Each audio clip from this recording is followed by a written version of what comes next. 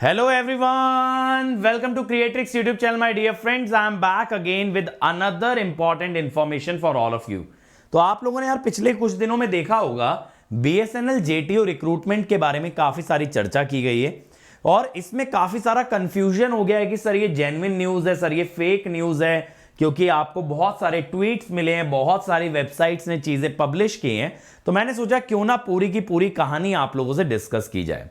तो देखिए यार, BSNL का कुछ इस टाइप का एक नोटिफिकेशन रिलीज हुआ था जिसके अंदर क्या लिखा था, forwarding of recruitment rules of JTO, यानी इन्होंने कुछ नियम जारी किए हैं JTO के रिक्रूटमेंट के लिए। ठीक है, तो यहां पे बोर्ड ऑफ डायरेक्टर्स का अप्रूवल मिला है इनको for the set of recruitment rules. ठीक है, अब यहां देखिएगा रिक्रूटमेंट रूल्स का These rules shall be called the JTO Recruitment Rules 2023. They will come into effect from 31st of December 2022. ठीक है, ये बेसिक कुछ डेफिनेशन दे दिए इन्होंने। अब देखिएगा रूल्स के अंदर क्या क्या है, मैं आपको बताता हूं। इन्होंने बोला यार कि JTO का जो रिक्रूटमेंट है उसमें 11,705 पोस्ट हैं।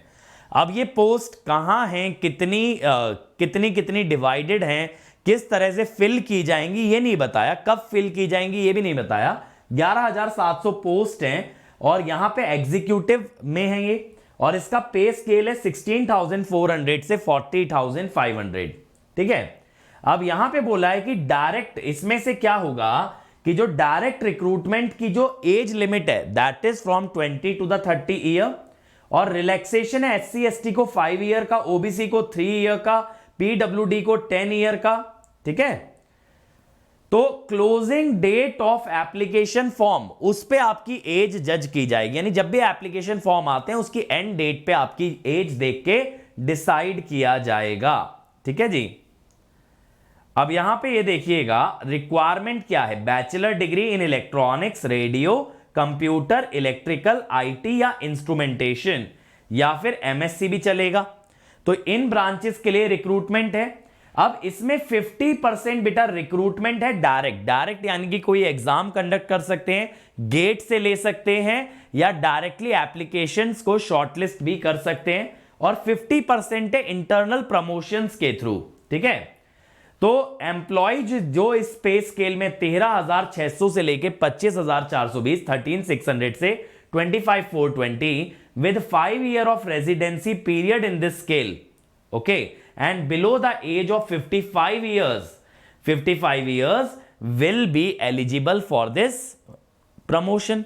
यानी जो 5 साल से इसके अंदर काम कर रहे हैं इस पे स्केल के अंदर, और 55 से उनका कम एज है, उनको कर सकते हैं, लेकिन उनके पास भी ये क्वालिफिकेशन होना जरूरी है। ठीक है भाई, और यहां पे आपको क्या बताया भाई,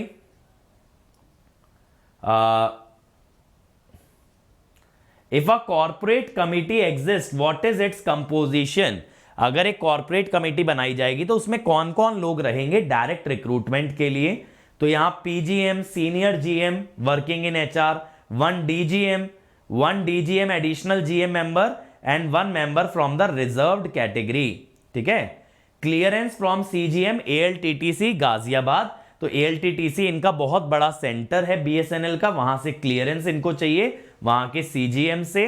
तो ये डायरेक्ट रिक्रूटमेंट की बात नहीं की गई है, ये किसकी बात की गई है बेटा, प्रमोशन की बात की गई है। ठीक है, तो यहां पे देखो, जो लोग इंटरनल कॉम्पिटिटिव एग्जामिनेशन से आएंगे, यानी कि जो लोग BSNL में ऑलरेडी काम कर रहे हैं, 50% पोजीशन वो लोग फिल करेंगे, 50% डायरेक्ट रिक्रूटमेंट होगा।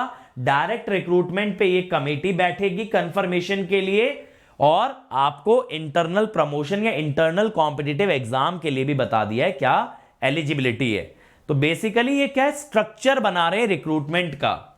अब देखिएगा भाई, रिक्रूटमेंट रूल्स के अंदर कि direct recruitment will be done through open competitive exam और गेट स्कोर, या तो अपना खुद का एग्जाम कराएंगे या GATE score in the disciplines mentioned, और कैंडिडेट जो कि MTech है या हायर क्वालिफिकेशन है आर ऑल्सो एलिजिबल, यानी ऐसा नहीं है कि सिर्फ BTech वाले ही हैं बल्कि MTech वाले भी एलिजिबल हैं। ठीक है, seniority on appointment of candidates shall be determined on the basis of 60% marks in the written examination and 40% marks in the pre-appointment phase 1 training. तो 60% वेटेज आपका किसको दिया जा रहा है? आपके रिटर्न टेस्ट को या उनका जो इंटरनल प्रमोशन वाला टेस्ट है, और 40% वेटेज दिया जा रहा है बेटा आपके ट्रेनिंग के अंदर जो टेस्ट कंडक्ट कराया जाएगा। ठीक है, अगर दो लोगों के सेम मार्क्स आते हैं तो बेटा सीनियरिटी कैसे डिसाइड करेंगे कि किसको बेहतर रैंक देनी है, किसको ऊपर रैंक देनी है? On the basis of marks obtained in DR या एलआईसी, यानी कि पहली स्टेज के दोनों स्टेज का टोटल अगर सेम आ रहा है तो पहली स्टेज में किसका ज्यादा है। ठीक है, और अगर दो या दो से अधिक पहली स्टेज में भी बराबर आ रहे हैं, मतलब उनके पहली और दूसरी दोनों स्टेजेस के बराबर हैं, तो जिसकी एज ज्यादा होगी उसको ज्यादा प्रेफरेंस दी जाएगी। समझे क्या बोल रहे हैं? यहां पे बोल रहे हैं कि एक तो रिटर्न टेस्ट होगा या तो गेट स्कोर होगा, और इंटरनल कैंडिडेट्स के लिए उनका इंटरनल एग्जाम होगा। इसका वेटेज 60% है। इसके बाद जो फेज 1 ट्रेनिंग होगी उसका जो टेस्ट होगा उसका वेटेज 40% है। अगर दो लोगों के टोटल मार्क्स सेम है तो जिसके फेज 1 या स्टेज 1 में मार्क्स ज्यादा है उसको प्रायोरिटी दी जाएगी। अगर किसी कैंडिडेट के या 2-3 कैंडिडेट के दोनों स्टेजेस में बराबर मार्क्स है तो जिसकी एज ज्यादा है उसको ज्यादा प्रायोरिटी दी जाएगी। ठीक है, तो बेटा इन्होंने क्या किया, इन्होंने रिक्रूटमेंट रूल्स बता दिए कि भैया किस तरह से रिक्रूटमेंट किया जाएगा, क्या क्या आपका क्राइटेरिया रहेगा, क्या एलिजिबिलिटी है। लेकिन देखो ये इन्होंने कहीं नहीं कहा कि ये 2023 में ये पोस्ट को फिलअप करने वाले हैं, ये 2024 में इन पोस्ट को फिलअप करने वाले हैं, जनवरी में करेंगे, मार्च में करेंगे। लेकिन क्या हुआ, इनका ये जो रिक्रूटमेंट रूल्स वाला नोटिस आया, इसको बहुत सारी वेबसाइट्स ने क्या कंसीडर कर लिया कि इन्होंने रिक्रूटमेंट अनाउंस कर दिया है, अब बहुत ही जल्द एप्लीकेशन फॉर्म्स आ जाएंगे और आपका रिक्रूटमेंट स्टार्ट हो जाएगा। और यहां पे ये कंफ्यूजन हुआ। ठीक है, तो बेटा कई वेबसाइट्स ने ऐसा लिखा कि it is out, the notification is out for 11,705 vacancies on official website, और कैंडिडेट्स जाकर के वेबसाइट पे अप्लाई कर सकते हैं। ठीक है, कैंडिडेट्स ऑफिशियल वेबसाइट पे अप्लाई कर सकते हैं। और यही चीज बोला गया 50% गेट या फिर अपने एग्जाम से होगी और बाकी इंटरनल कॉम्पिटिटिव एग्जाम से होगी। अब यहां पे इस तरह का टेबल बना के बहुत सारी वेबसाइट्स ने पब्लिश कर दिया कि वैकेंसी 31 दिसंबर को आई है, जबकि 31 दिसंबर को उन्होंने सिर्फ इतना इंफॉर्म किया कि वैकेंसीज हैं और ये वैकेंसीज इन रूल्स के अंतर्गत फिल की जाएंगी। ठीक है, अब ये बहुत सारी वेबसाइट्स के ऊपर दिखा, लेकिन ये नोटिस फेक है। रियलिटी क्या है कि रिक्रूटमेंट रूल्स रिलीज किए गए हैं, बट किसी प्रकार की कोई वैकेंसी अनाउंस नहीं की गई है। ठीक है, तो बीएसएनएल ने ट्वीट भी किया बेटा इस बारे में, जब उनको मालूम चला ऐसी कुछ खबर चल रही है तो ऐसा ट्वीट आया, please beware from the fake news, the news report about BSNL JTO recruitment 2023 is not true, no such notice or advertisement is issued by BSNL, you can find BSNL authentic information only on our website.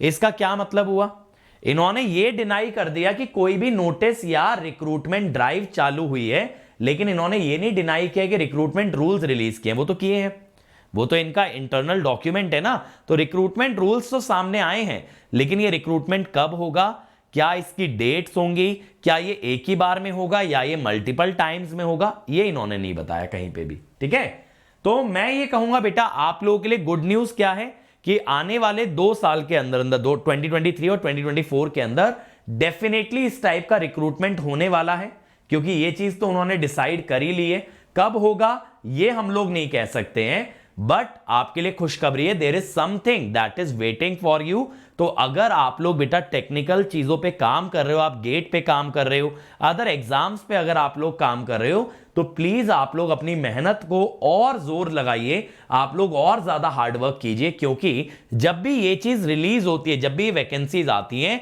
You must be completely prepared, you must be completely ready, ताकि आप उसको head on ले पाओ और आप उस लड़ाई में जीत पाओ। ठीक है, तो रेडी रहना है बेटा, ऐसा ना हो कि अपॉर्चुनिटी आपके दरवाजे पे खटखटाए लेकिन दरवाजा ही ना आप खोल पाए, आप उसके लिए प्रिपेयर्ड ही ना हो।